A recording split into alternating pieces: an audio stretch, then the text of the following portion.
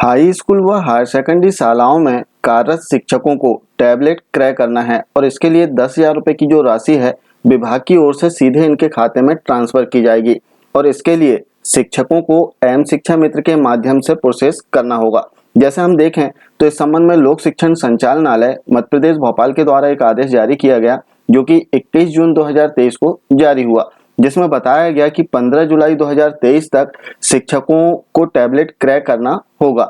साथ ही टैबलेट में क्या क्या स्पेसिफिकेशन होना चाहिए और इसके लिए प्रोसेस कैसे करना है, इस संबंध में भी विस्तृत निर्देश इसमें दिए गए हैं। जैसे सबसे पहले हम स्पेसिफिकेशन की बात करें तो इसमें एक लेटर पूरा दिया गया है, परिशिष्ट 11 इसमें दिया गया है, जिसमें बताया गया है कि जो आप टैबलेट क्रय करेंगे उसमें इतने स्पेसिफिकेशन होना चाहिए। सामान्य रूप से यदि हम देखें तो इसमें एंड्रॉइड का जो वर्जन है एंड्रॉइड 8.0 या इससे अधिक होना चाहिए। इसका डिस्प्ले साइज जो है 7 इंच या इससे अधिक होना चाहिए।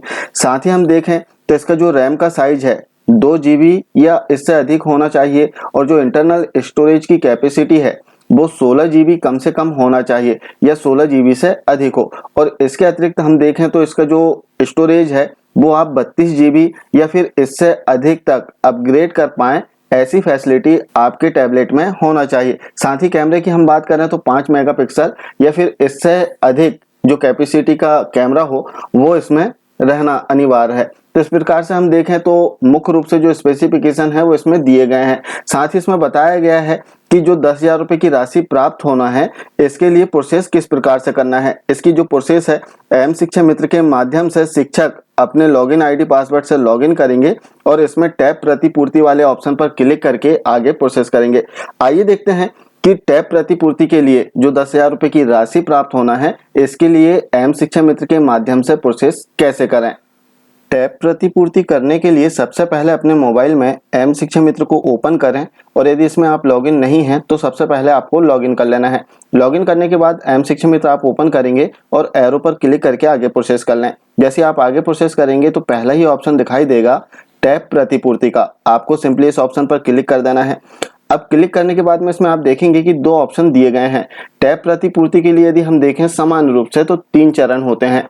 पहले चरण में हमें अपना पंजीयन करना होता है, दूसरे चरण में हमें अपनी प्रतिपूर्ति करनी होती है और तीसरे चरण में हमें अपना वेरिफिकेशन करवाना होगा। वेरिफिकेशन जैसे हम आदेश की बात कर रहे हैं तो आदेश में बताया गया है कि विकासखंड स्तरीय समिति के द्वारा सदस्यों के द्वारा जो टैबलेट आपने क्रय किया है इसका सत्यापन किया जाएगा और इसके उपरांत आपको 10,000 रुपये की जो राशि है वो सीधे आपके खाते में प्राप्त होगी। तो आइए देखते हैं इसकी शुरू से प्रोसेस। तो सबसे पहले हमें पंजीयन करना है, तो पंजीयन करने के लिए जो पहला ऑप्शन है टैबलेट क्रय हेतु पंजीयन, इस ऑप्शन पर क्लिक कर देना है। जैसे आप क्लिक करेंगे तो यहाँ पर आप देखेंगे कि आपका नाम आ जाएगा और सारी डिटेल आ जाएगी। साथ ही इसमें आप सहमति देंगे कि मैं टैबलेट क्रय करना चाह रहा हूँ और इसका जो ऑनलाइन सत्यापन है वो मैं करवा लूंगा निर्धारित समय सीमा में। तो हमें जो चेक बॉक्स है इस पर टिक कर देना है और इसके उपरांत I accept terms and conditions इस ऑप्शन पर क्लिक कर दें। जैसे आप क्लिक करेंगे तो यहाँ पर एक मैसेज आ जाएगा कि टैबलेट प्रतिपूर्ति हेतु आपका पंजीयन सफल रहा।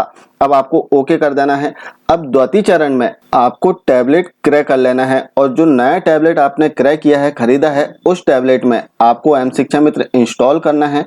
और जब आपने एम शिक्षा मित्र इंस्टॉल कर लिया, लॉगिन कर लिया, इसके उपरांत आपको इस सेकंड ऑप्शन पर टैबलेट क्रय की प्रतिपूर्ति इस ऑप्शन पर क्लिक करना है। जैसे आप क्लिक करेंगे तो कुछ इस प्रकार का इंटरफेस आपके सामने आ जाएगा जहां सूचना आप पढ़ सकते हैं। टैब प्रतिपूर्ति आवेदन खरीदे गए टैबलेट का उपयोग करके किया जाना है, अर्थात आपको पहले टैब खरीदना है और फिर प्रतिपूर्ति आपको करना है, अर्थात नए टैबलेट से प्रतिपूर्ति करना है। अब प्रतिपूर्ति की हम बात करें तो इसमें कुछ जानकारी हमें देना होता है, जिसमें अपने बैंक से संबंधित जानकारी और जो टैब हमने क्रय किया है इसके स्पेसिफिकेशन की जानकारी इसमें ऑनलाइन हम दर्ज करते हैं यस या नो में। जैसे सबसे पहले इसमें टैब से संबंधित पूछा गया है कि आपने जो टैब खरीदा है इसके डिस्प्ले का साइज 7 इंच या इससे अधिक है या नहीं, यस या नो में इसमें आपको जानकारी देना होगा। इसी प्रकार इंटरनल स्टोरेज या फिर एक्सटर्नल स्टोरेज, बैटरी और जो कैमरा है इसकी जानकारी इसमें पूछते हैं कि जैसे कैमरा 5 मेगापिक्सल या इससे अधिक है या नहीं, तो आपको यस या नो में इसकी जानकारी देना होगा।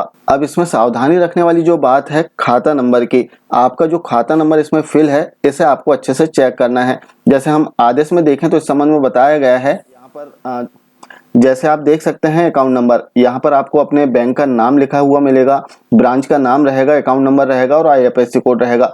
अब इसमें से यदि आपका अकाउंट नंबर और IFSC कोड ना हो, जैसे यहाँ पर आप देखेंगे कि IFSC कोड इसके सामने N लिखा है, अर्थात IFSC कोड यहाँ पर नहीं है। और नीचे एक ऑप्शन आपको देखने के लिए मिलेगा कि do you want the amount reimbursed to your above mention salary account, क्या ऊपर जो अकाउंट प्रदर्शित हो रहा है इसमें आप प्रतिपूर्ति की जो राशि है 10,000 रुपए की वो प्राप्त करना चाह रहे हैं। तो ऐसी कंडीशन में चूंकि यहाँ पर IFSC कोड नहीं है, तब आपको 9 पर क्लिक करना है। और यदि आपका अकाउंट नंबर और IFSC कोड यहाँ पर लिखा हुआ है और सही है, तब आपको यस पर टिक कर देना है कि इसी खाते नंबर पर हमें जो प्रतिपूर्ति की राशि है वो चाहिए, वो ऑनलाइन आप ट्रांसफर कर सकते हैं। और यदि यहाँ पर त्रुटिपूर्ण जानकारी है तब आपको 9 पर क्लिक करना है। अब जैसे ही आप 9 पर क्लिक करेंगे तो एक नया पेज ओपन हो जाएगा जहां आपको अपने बैंक की डिटेल फिल करना होगा, जिसमें आपको अपने बैंक का नाम, ब्रांच का नाम, बैंक अकाउंट नंबर और कंफर्म अकाउंट नंबर करना है और IFSC कोड आपको दोनों बॉक्सों में फिल करना है और इसके उपरांत इसे सेव कर देना है।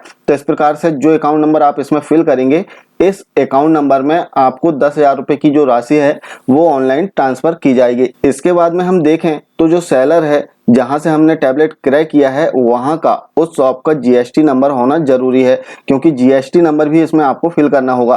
जैसे आप देखेंगे कि यहाँ पर GST नंबर आप जैसे ही फिल करेंगे सेलर की जो डिटेल है वो नीचे आ जाएगी और फिर नीचे आपको इनवॉइस डिटेल फिल करना होगा। इसके अतिरिक्त इसमें कुछ फोटोग्राफ्स भी अपलोड करना होता है। फोटोग्राफ्स की यदि हम बात करें तो जो आपने टैबलेट क्रय किया है उसके बॉक्स का फ्रंट साइज का आपको फोटो इसमें अपलोड करना है। इसके बाद में बैक साइड का जो फोटो है वो भी अपलोड होगा और जो आपकी इनवॉइस है इसका फोटोग्राफ्स भी आपको इसमें अपलोड करना होगा। तो इस प्रकार से हम देखें तो 3 दस्तावेज इसमें अपलोड होंगे, जिसमें बॉक्स के सामने का फोटो, पीछे का फोटो और जो इनवॉइस है, जो रसीद है उसकी फोटो आप इसमें अपलोड करेंगे और सेलर का GST नंबर भी इसमें फिल करना होगा।